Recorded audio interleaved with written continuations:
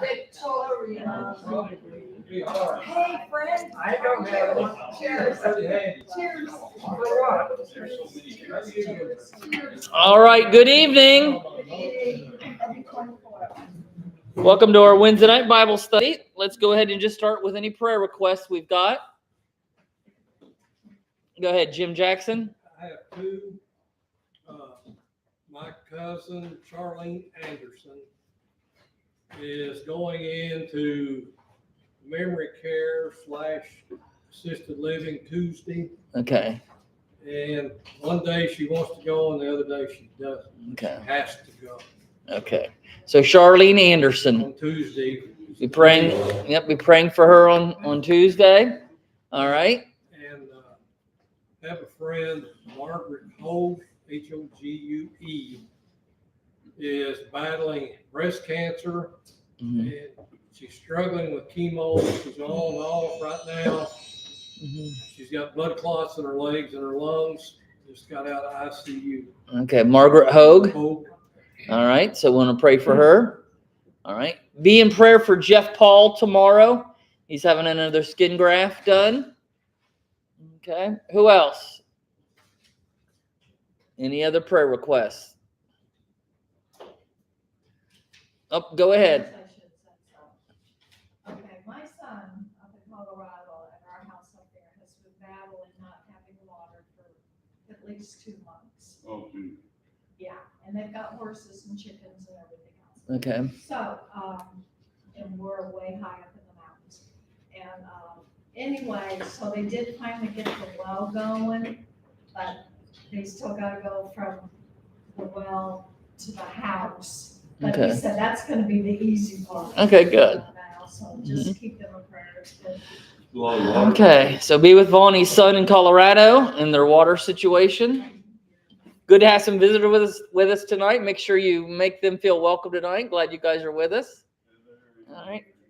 Heather and Richard. Okay, good to have you. Who else tonight? Any other prayer requests? Just traveler's prayers for Don and I. We did leave Sunday on a cruise and we gone for 2 weeks. Okay. All right. Yep. They're going on a little boat. It will start out as a 3-hour. Oh. That's what everybody's hoping for. So, okay. All right. Any other prayer requests? All right. Dawn, you want to open us in prayer? Heavenly Father, we feel your presence. We know you're here. You're in the hearts and minds, and Father, we never want to forget you. We never can forget what you did for us. What a sacrifice in your Son, Jesus. Father, we lift up those we mentioned tonight, that it would be your will, Father, to look after them, give people water who need water, and surgeries who need surgeries, and memory care for those. Father, we pray that you watch after our congregation and some of the moves we're making, Father. We pray that you've given us the wisdom to be on the right side of what you want. Father, bless those here and bless Jim as he gives us our lesson tonight in Jesus' precious name. Amen. All right, we're going to start a new series tonight. We're going to look through the book of Proverbs, and we're going to pull some things out from it. And I've just entitled our series, The Proverbial Christian. Before we get into our Bible study, want to just give a little recap of Sunday's announcement and give anybody a chance that maybe if you've got questions or you weren't clear on some things of how it's all going to work, this is the time to do that. So beginning March the 12th, which we realize is daylight savings time, so we know it's going to be super early. But starting on March the 12th, we will have Sunday school at 8 a.m., okay? Which, again, I know that's really going to be 7 a.m., but it's okay. We're going to have Sunday school at 8 a.m., and then at 9 o'clock, we'll have our first worship service. The early worship service is at 9 a.m. That will run probably until 10, maybe 10:15 at the very latest. Then between 10:15 and 10:45, we will have a mixer back here so the people that have just finished worship and the people that are coming early for worship can kind of mix together, have some donuts and coffee, And that way we could still have some blending time of our church, of getting everybody together. And then at 10:45, our second worship service will start. And that will be over by about 11:45, noon at the very latest. Now, I think right now, Ken asked, will which service will be on YouTube, which one will be live streamed? I believe that the plan is for the 10:45 service to be live streamed. Okay, and that's the one that we think would be best to live stream. So 10:45 will be live streamed. Just a couple things.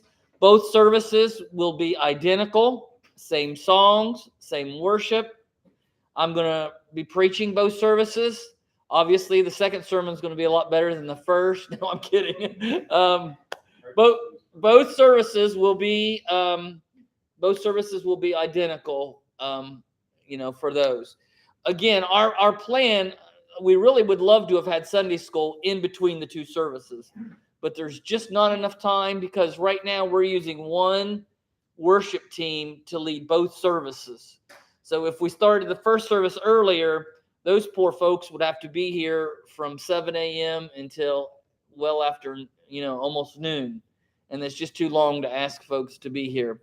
So, So when more are you be doing your thing? In case and you then, have friends yes, watching? and then the second service.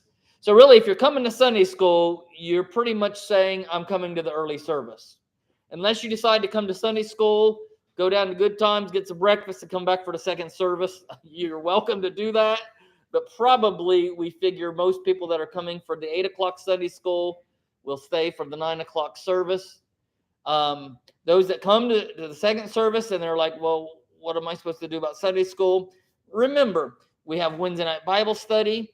We have a weekly women's Bible study. We have men's 4x4 groups. There's still plenty of time. We have Wednesday. Did I say Wednesday night already? Well, there's lots of opportunities to get into the Word and be able to study together. Now, the 10:45 service is going to be the service where our nursery is offered and our junior church program is being offered. Now, down the road, who knows? Down the road, we may end up having a Sunday school class that runs the same time the second worship service does. But right now, we just can't do that because we don't have the space in this room. We can't have Sunday school in here at the same time that people are coming back and forth trying to check their kids into junior church. So those are the plans. Anybody have any questions about the two services?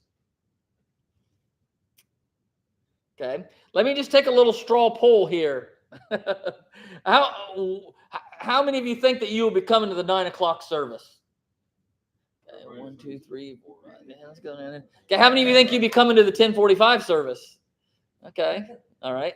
How many of you think you're going to just come to both because it's just so awesome? Oh, okay. All right. I'm sorry. Yeah. Ken was trying to type fast. Okay. So they'll be identical. I think right now, and I mentioned this to somebody a little bit earlier, right now when we first get started, folks, just realize we haven't done this before.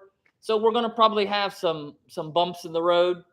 But right now, like the person that does communion offering or the communion meditation in the first service, for right now, they're going to do it for both. So they probably will do it in the first service. And then after communion is over in the second service, they may get on out of here and don't have to listen to the sermon twice. We will again, and we will be sharing. When we have our first service, we may share, oh man, last week in the second service, one of the reasons that we are doing these two services identical, I know a lot of churches have gone to one service is traditional, one is contemporary. We feel like that's divisive, and we don't want to do that. We want our church to stay as unified as we can. I love the excitement right now of seeing that room full, but we just, as exciting as that is, when people are coming in and they can't find a place to sit, and families are telling us, we got to do something because there's no room for our families, So, Because they all want to sit together, obviously. Yeah, yes. And we are, I've ran the numbers. We're we're almost 89% of our worship center is full. And they say once you get above 80, it's gonna plateau out, you know. If it were I'm trying to think of a name of a person here, that we would all know. If it was a concert by, I don't know, who, name somebody, you know. Yeah, I don't know if Jim Chandler were doing a musical concert, we know every seat would be full and there would be standing room only. But it just doesn't. It's funny in concerts, everybody wants the front row. At church, everybody wants the back row. And so both services will be identical. The one other thing that we're going to also that we're going to find that we're going to work out is when you pull in over here in the parking lot, that's going to be an entrance only. And this corner back here is going to be an exit only. And we're going to have signs out in the field that direct everybody to flow that way to exit, because otherwise people that are leaving the first service and people that are coming for the second, we don't want a big traffic jam, and we certainly don't want somebody getting run over in the parking lot because they're trying to leave. Last two parking spaces on the other side, please don't park there. Yeah. So we'll have people there to direct you. We're excited about it again. And I said this on Sunday. It doesn't cost us anything to try this. If we do this for a certain amount of time and we go, okay, well, this isn't helping, then guess what? You know, that's okay. It doesn't cost us anything. We don't lose anything. The only way we lose is by not trying, something. We don't anticipate a huge drop off during the summer. Yeah, I've tried to do a little count of our northerners. Oh, and the new rule this year is that if you're a northerner, you're not allowed to go home. No, I don't. We have not had as many northerners this year, obviously, and I think probably Ian affected that. But we don't have as many northerners as we usually do. So I think, I think our numbers are we're gonna see those. I think, again, it's not all about numbers. We're not doing this just for the sake of numbers. We're doing that so that God can lead more people to our church and see more people, come to know Jesus. But you do imagine this.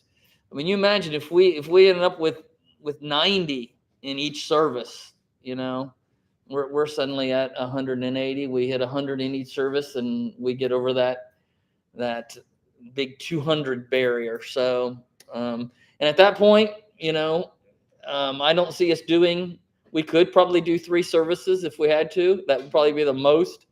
But then at some point, we're going to have to start thinking about building, which is exciting, thing for us to think about. So if anybody wants to buy that lot behind us for us, yeah. Pretty neat. Now, one other thing that I will say is this, folks, because we're doing 2 services, we're going to need twice the crew. And so if you like greeting, everything from greeting to getting the communion stuff out and ready for the service, to somebody going through our worship center and picking up all the old communion cups that have been used. We're gonna, bulletins. Shelly and I've already talked about that. So for a lot of things, we're gonna have to have twice the crew. We're only having 1 junior church and 1 nursery, so that we won't have to double. But we may get to the point where we have to offer a nursery in both services, but only junior church in 1. So we're going to really encourage people to think about where is it God has gifted you, where do you want to serve, because it is going to take more of a crew, especially the mixer thing with donuts and coffee. Is if anyone is interested in helping with that time, please see me, because I think that'll be a really good time to see our people be able to be together. All right, any other thoughts or comments before we get into our Bible study tonight? Okay, if you come up with questions, you can ask me or Don or Jim Swanson or Andrew, and we'll come up with the best answers that we can for you. Please be in prayer for this time, and we're putting it in God's hands and say, God, you take this and run with it and show us, what you want us to do. Okay. Jim, Yes. just a question, Uh-huh. with this influx of, if we do have a lot of people, don't you think we're going to need more leadership, like, elders and Yeah. deacons? I mean, Yeah. you gotta have somebody to care for the flock. Yeah. Obviously, as we grow, like right now, we don't have any deacons. We're going to need to get a crew of deacons together, and we are going to need a bigger eldership. But I think one of the things we've learned, and I think it's a wise thing, is that we're not going to rush to put people into eldership. Just because.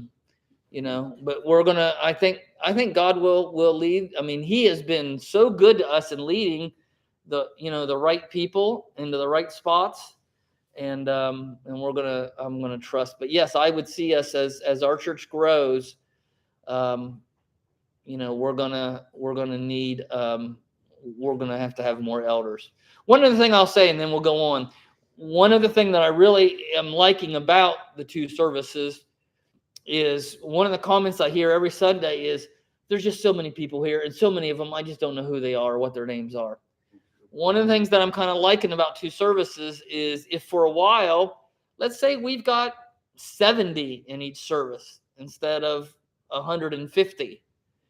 If we got 70 in each service, those 70 people have a much better chance of really kind of getting to know each other, learning each other's names, and maybe even going out to lunch after church, but just creating a bond.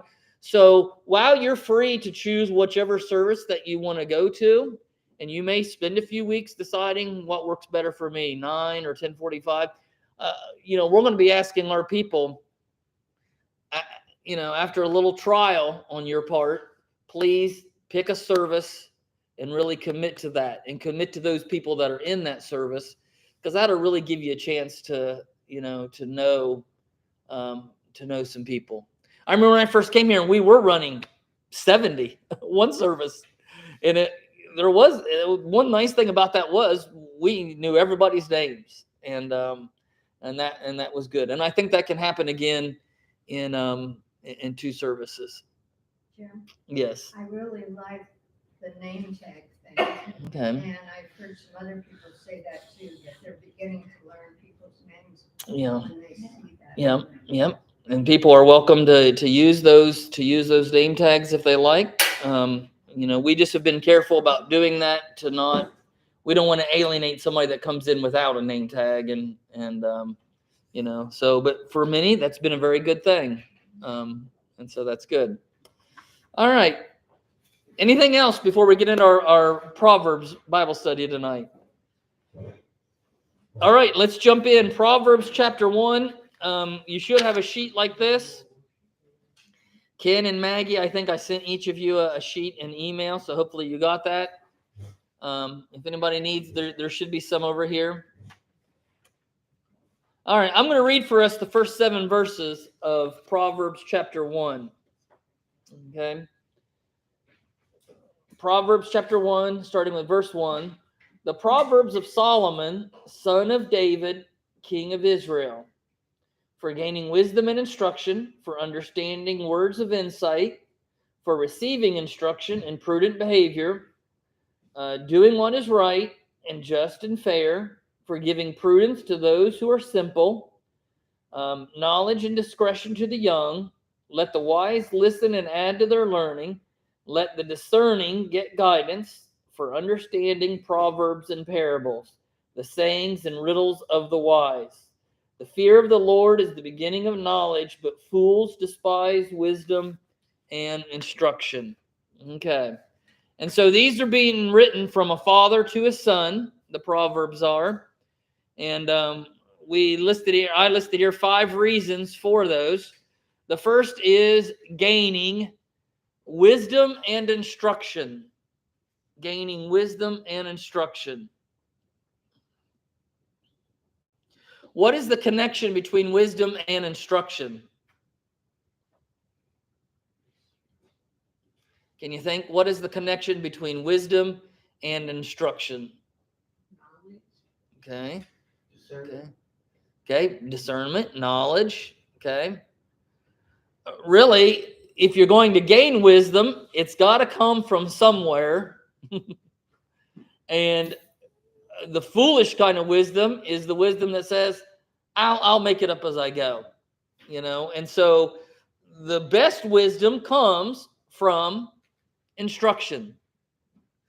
I will tell you, the thing I hate most is I have bought over the years 3, 4, 5, either little nightstands or bookshelves from Walmart, the particle board, and I'll get them home and I'll spread out all the pieces and I'll just think, I don't need the instructions. Look, I know how this goes together.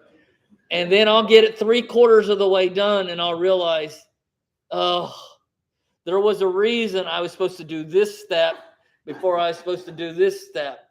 Now I got to undo 6 steps to get back to where I should have been.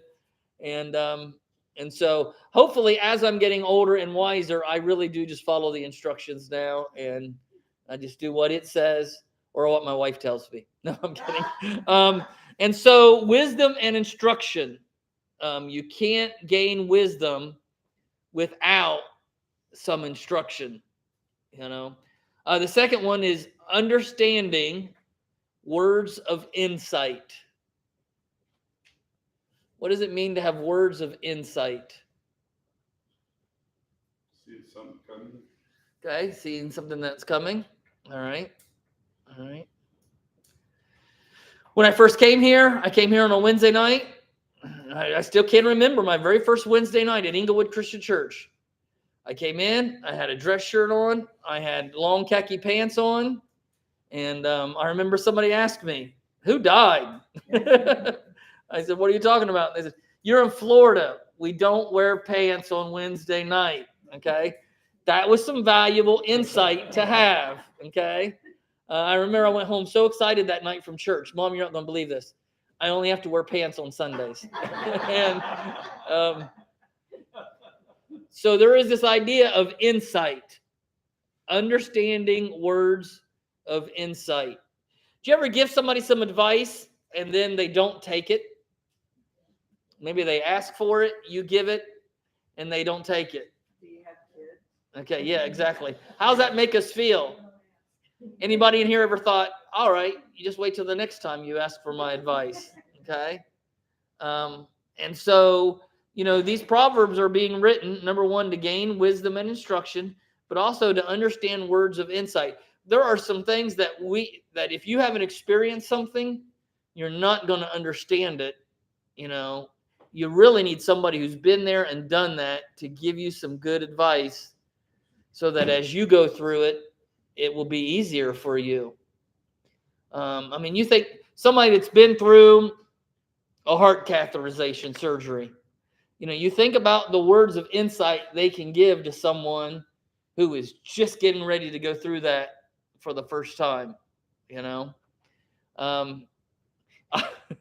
Listen, I don't want to get too graphic here. I remember when I turned 50 and I had to have that over 50 test done. And that's all we'll say.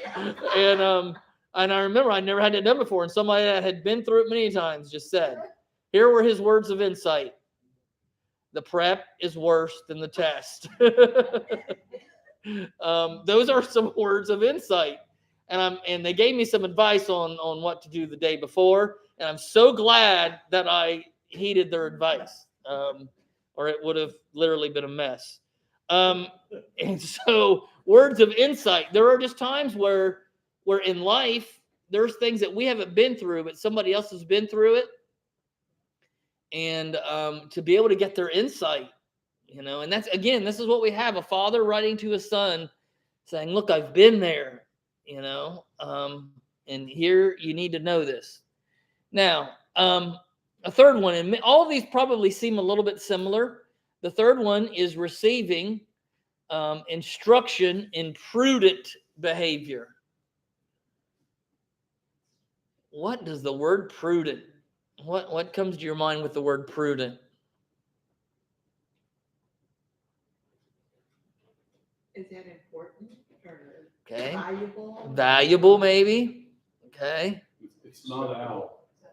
Okay, acceptable. I'm sorry, but I still remember one of our presidents used to always use that phrase. Wouldn't be prudent. Okay.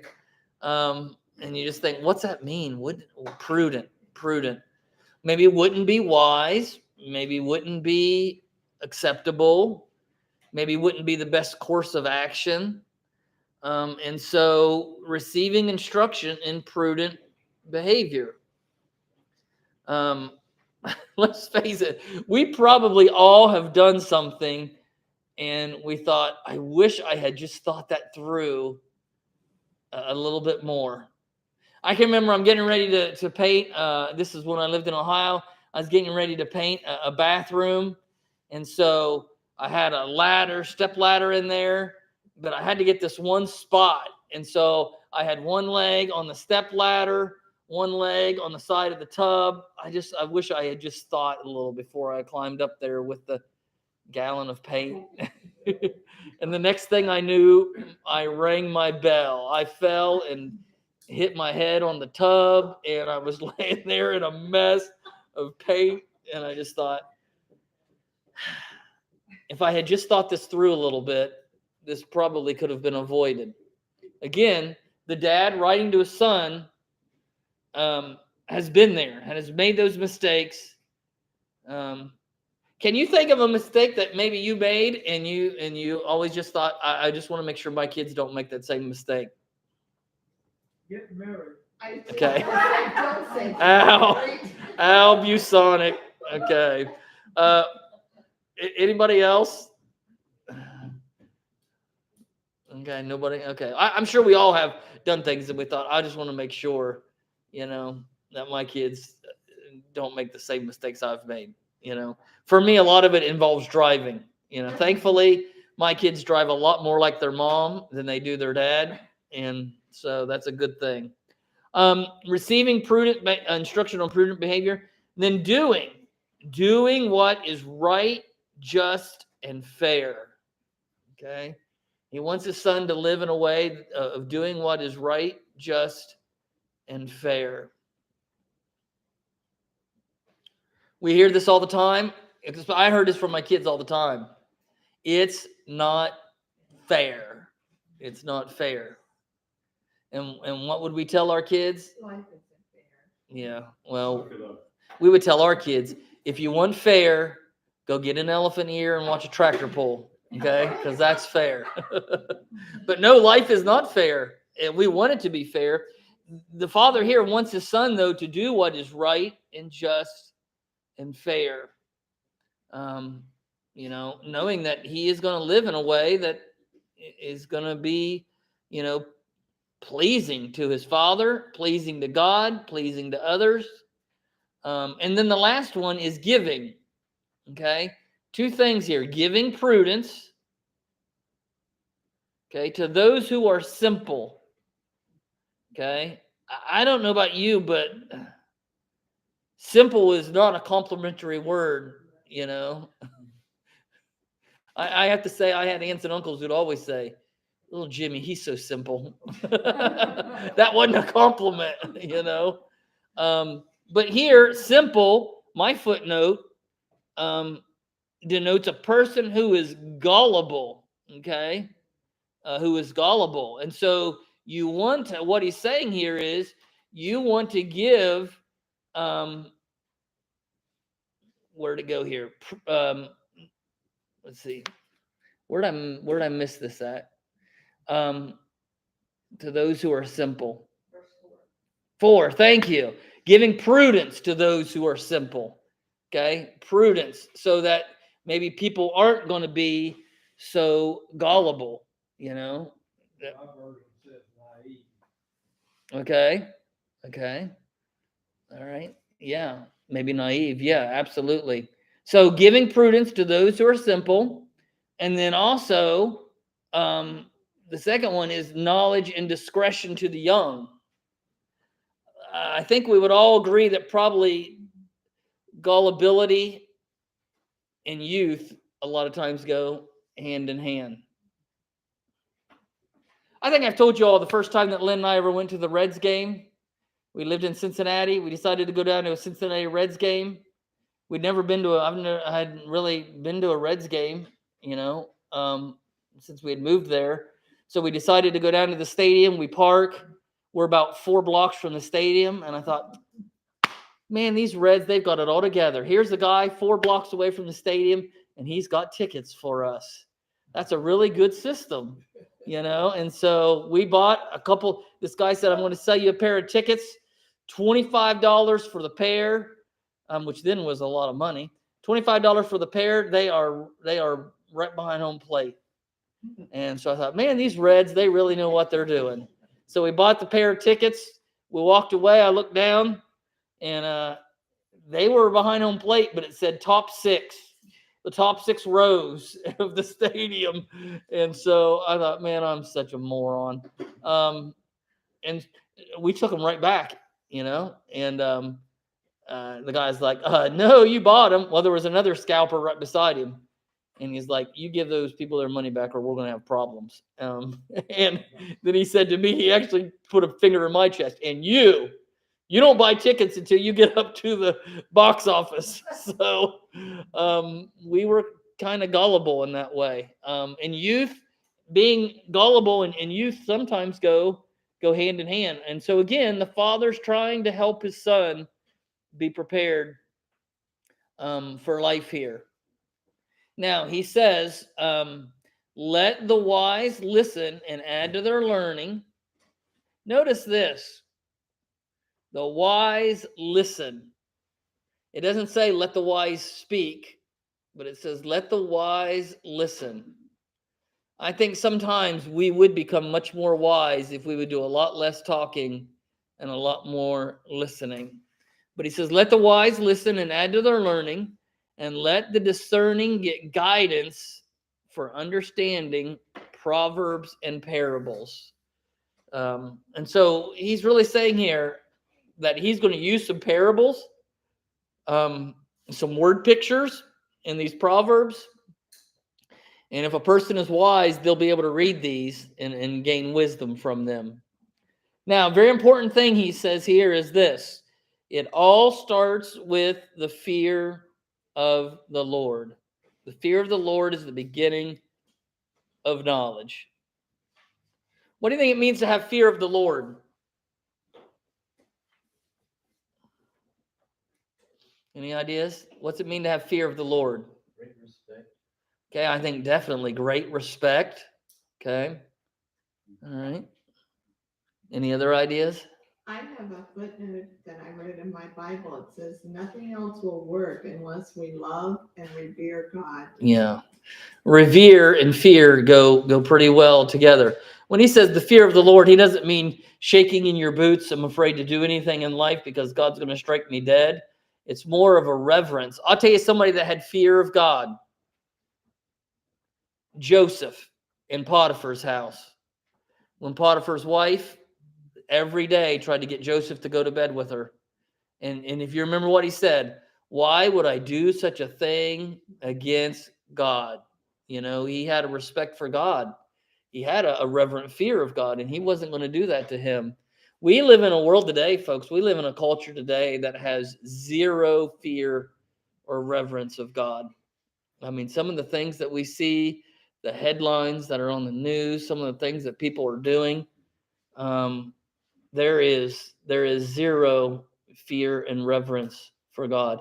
I mean, we see this even in mainline churches, whether it is the Southern Baptist Convention that's in the middle of a big, scandal, whether it is, right now, I just talked to some today, the United Methodist Church, and they just voted, I believe, last Thursday, most Methodist churches voted whether or not they were going to stay with the mainline Methodist, or whether they are going to, depart from the denomination, over the sanctity of marriage and, is marriage one man, one woman is defined by God and his word. And so, I think I see in our world today, there is a lack of fear and reverence for God that in the church we need to recapture. And we need to, experience that, a little bit more. All right, thoughts or comments on that? The fear of the Lord is the beginning of knowledge. Now, the opposite is true. Fools despise wisdom and instruction. Any thoughts or comments on that? Ken says he knows all, and he definitely, he does. Okay, let's take a look at this. Verses 8 through, I'm going to read 8 through 19. Listen, my son, to your father's instruction, and do not forsake your mother's teaching. They are a garland to grace your head and a chain to adorn your neck. My son, if sinful men entice you, do not give in to them. If they say, come along with us, let's lie in wait for innocent blood. Let's ambush some harmless soul. Let's swallow them alive like the grave, and whole like those who go down to the pit. We will get all sorts of valuable things and fill our houses with plunder. Cast lots with us. We will all share the loot. My son, do not go along with them. Do not set foot on their paths. For their feet rush into evil. They are swift to shed blood. How useless to spread a net where every bird can see it.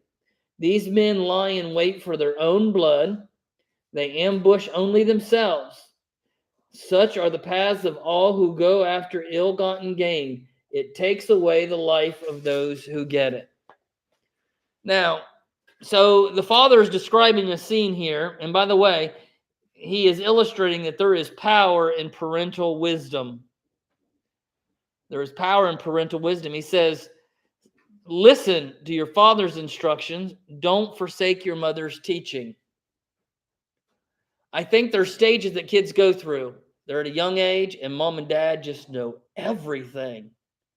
Then they get to a stage where, well, they know a lot, but they sure don't know everything. And then I think they get to another stage where mom and dad don't know anything. We know it all. But then I think they finally do get to a stage where they realize once again, mom and dad pretty well know what they were talking about, and there is power in parental wisdom. Can you think of, if you had to name, what would you say is the most important lesson that you learned from your parents? If you learned some lessons from your parents. Get an education. Okay, get an education. Okay. Treat everybody with respect. Okay, treat everybody with respect. Be Okay. on time. What's that? Be on time. Oh, okay. All right. Eat That's getting a little too close here. Let's not. Eat everything on your plate. How many times- You all know, obviously, I didn't grow up in your homes. I'm late and I hate vegetables. Okay. Okay, those are some important lessons. Those are some important lessons to learn. All right. Any others? What's that? Okay, be honest. My All right. parents hated liars. Okay. Mhm. I mean, if you tell the truth, you might not get in trouble. Yeah. but You might. You might still. Okay. Anybody else have a lesson that you just think, I really learned that? Yeah. All right. I think one lesson I learned was from my mom, and it was just, you know what? No matter how hard it gets, you got to keep, you got to keep fighting for it. You got to keep, you got to persevere. My mom was taking care of me when I had leukemia, and she had MS. And so she was really dealing with a lot. And she kind of passed that lesson along to me that, you know what, no matter how tough it is, sometimes you just, you gotta suck it up and persevere. And so there is power in parental wisdom. Now he paints this picture of guys who, a group of men who want to, entice the son, come along with us. We've got a scheme. Okay. We're gonna ambush some people. We'll, it'll be an easy score. We can do this, and it'll be a get rich thing. Why do you think he uses this story? Because I don't think he's really even necessarily really talking about the scene he's describing, but why does he use the story that he's using here?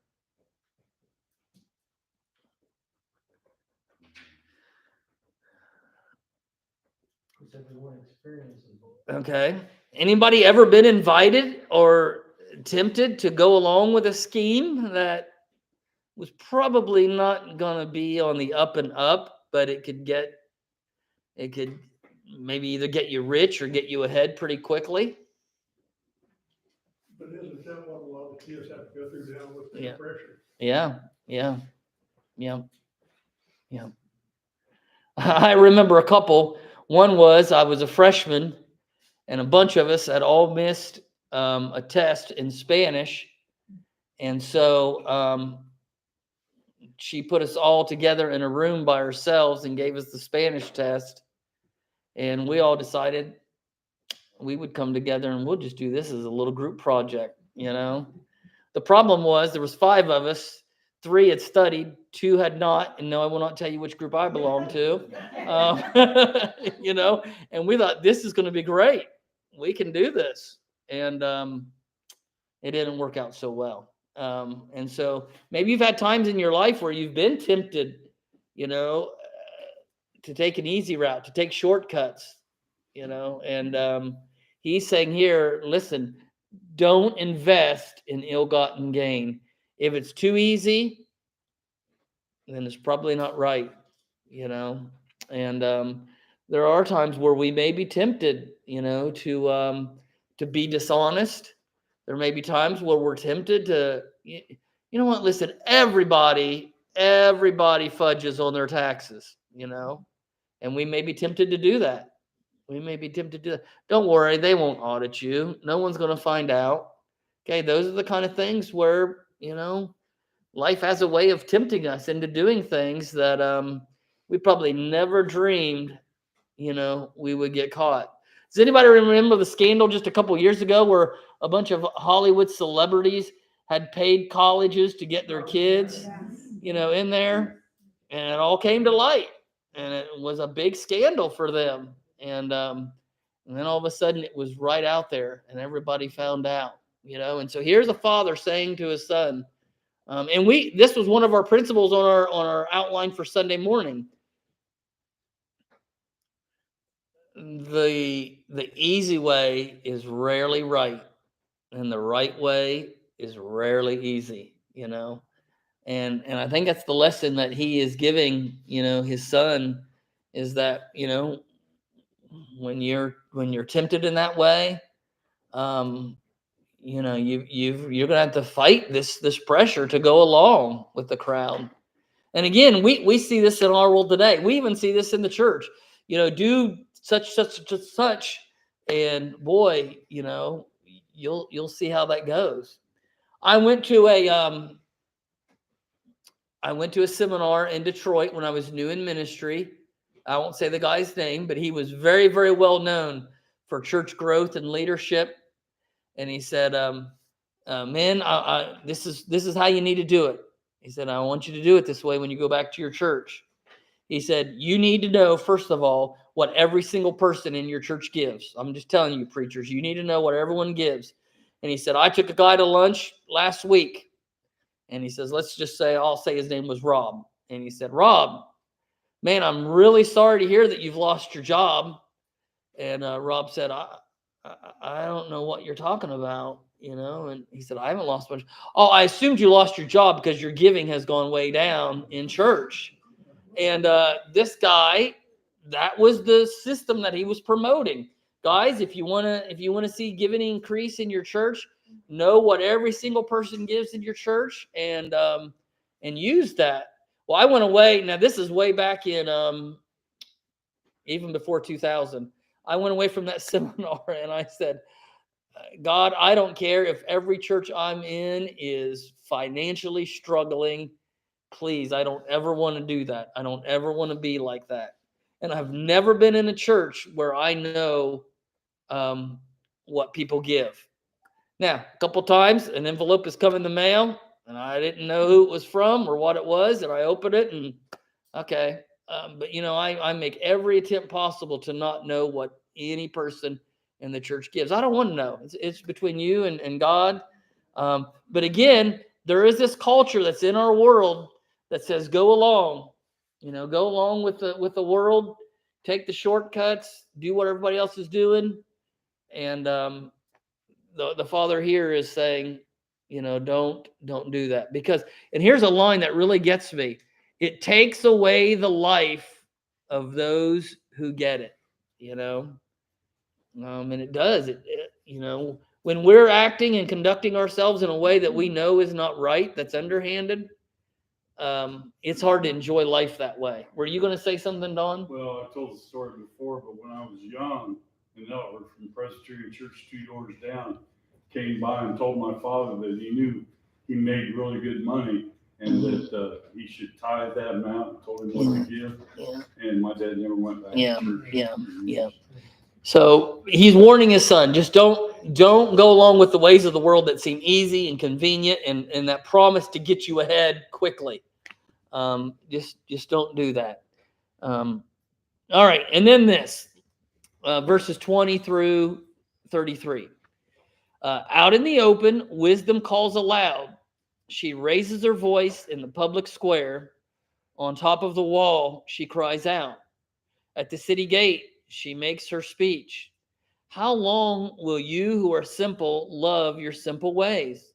How long will mockers delight in mockery and fools hate knowledge? Repent at my rebuke. Then I will pour out my thoughts to you. I will make known to you my teachings.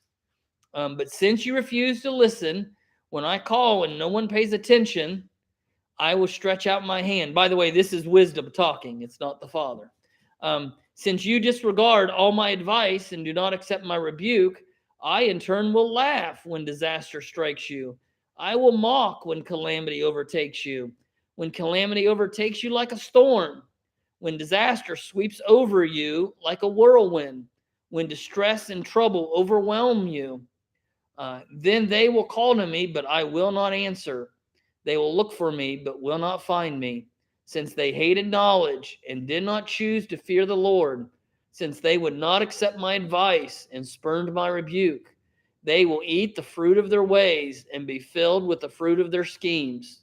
For the waywardness of the simple will kill them, and the complacency of fools will destroy them. But whoever listens to me will live in safety and be at ease without the fear of harm. And so this is talking about the call of wisdom. Wisdom cries out, for us to, and by the way, the writer here uses it in the feminine case. She calls out, wisdom. She raises her voice in the public square. She cries out at the city gates. By the way, the city gates is where all of the city leaders would meet and make important decisions. And so wisdom seeks to be there. I probably don't have to say that if you really want to find wisdom, go to our nation's capital city. Because I think we would probably all agree that's a hard place to find wisdom. And there is something that happens when human beings come together and power comes into the picture. Power does corrupt, and it corrupts wisdom, and it corrupts, a right way of living and making decisions. And I'm seeing things in my lifetime that I just think, I just can't believe some of the things that I see, as though they were true. And it is just truly amazing. This father was reciting some statistics to his son, and he said to him, I want you to guess, is it the NBA or is it the NFL, these statistics? And he was like, 36% of them have been arrested for domestic or sexual violence, NBA or NFL. Gave another percent. So many percent have bankrupted at least 3 companies, NFL or NBA. And then he gave another percent. Have been arrested for weapons violations. He went on and gave all of these classifications. And the son was like, I don't know if it's the NBA or the NFL. And The end of this video is really good. You can find this video online. At the end, the dad says, it's neither. It's our United States House of Representatives, you know? And we would think about that and go, that can't be right.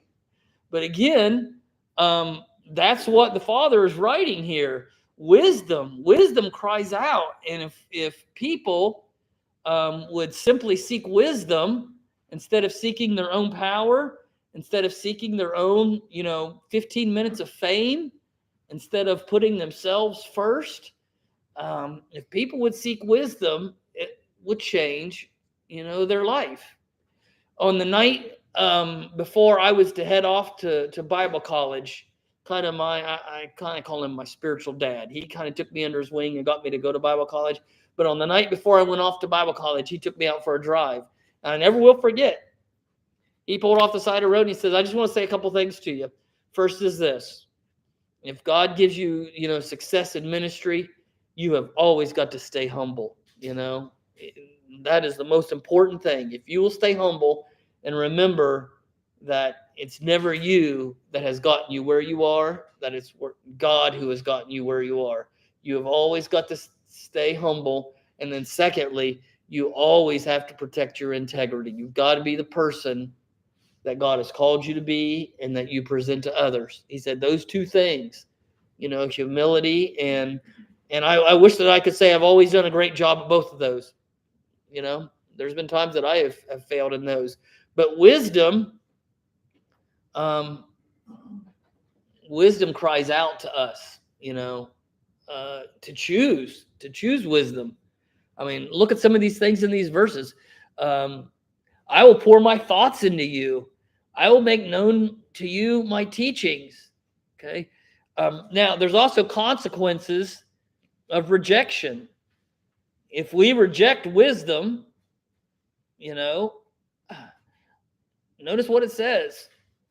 Since you refuse to listen and you don't pay attention when I stretch out my hand, since you don't want to have anything to do with me, and this is kind of a harsh saying here, I in turn will laugh when disaster strikes you.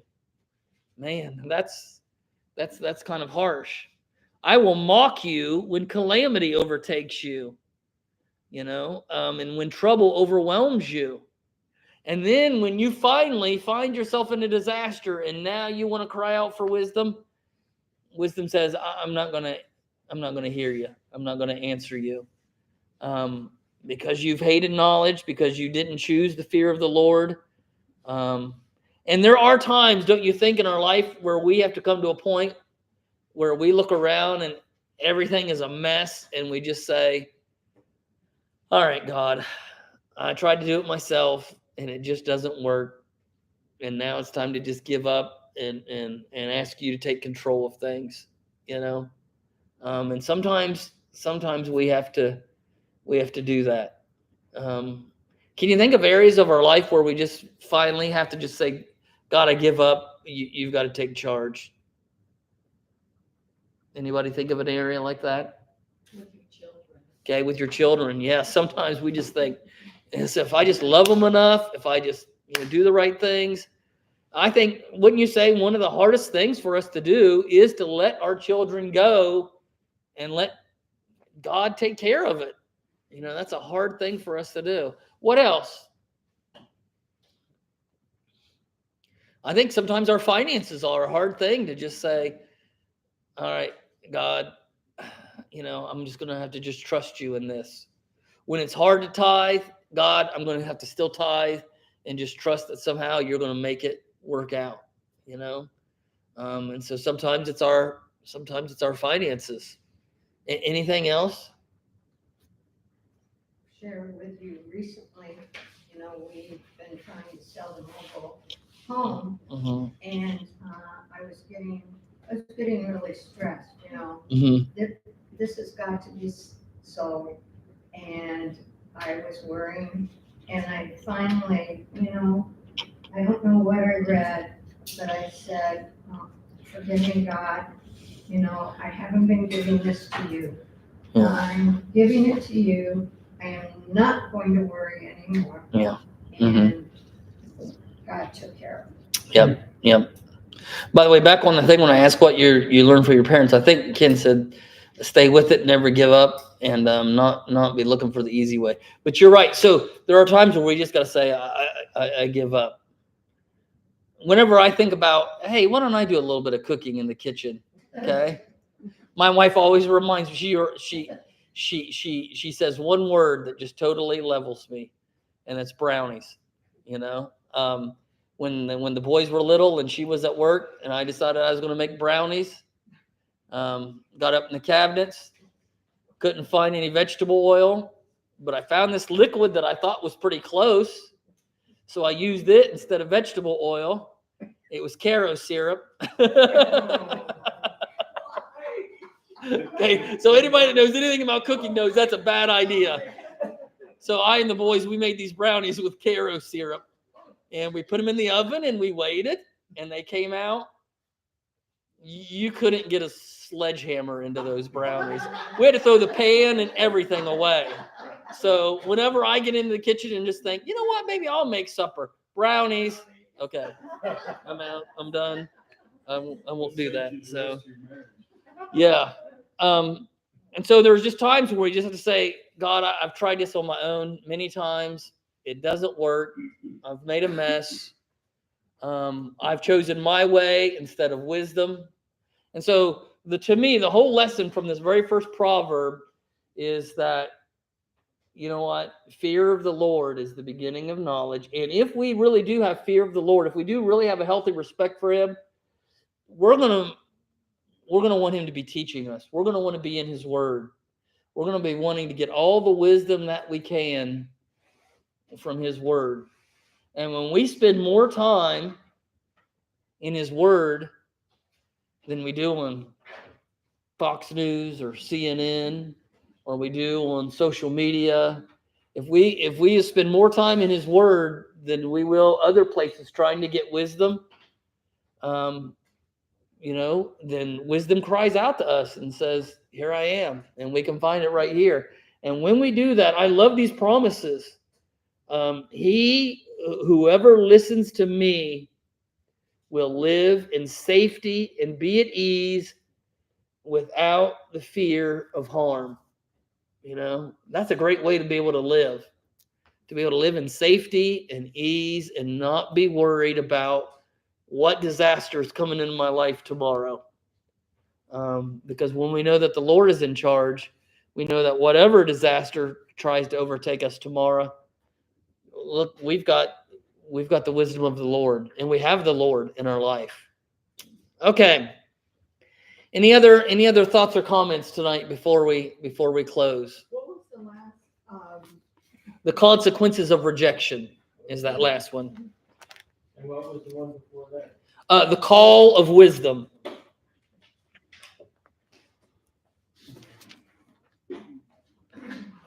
Next Wednesday night, we are gonna, and this will just give you a little bit of homework.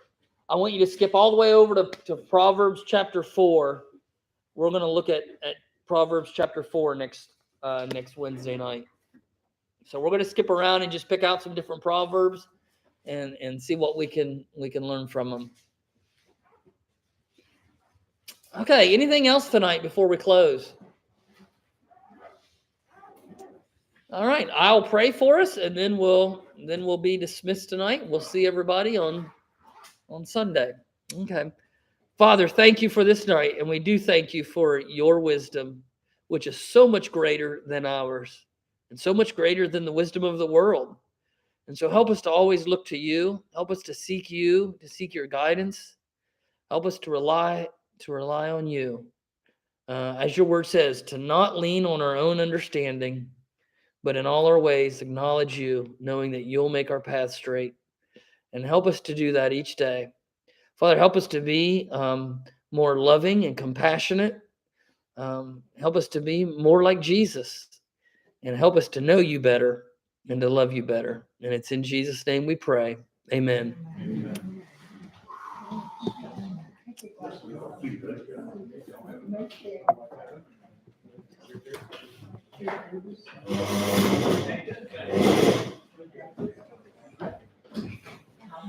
Okay.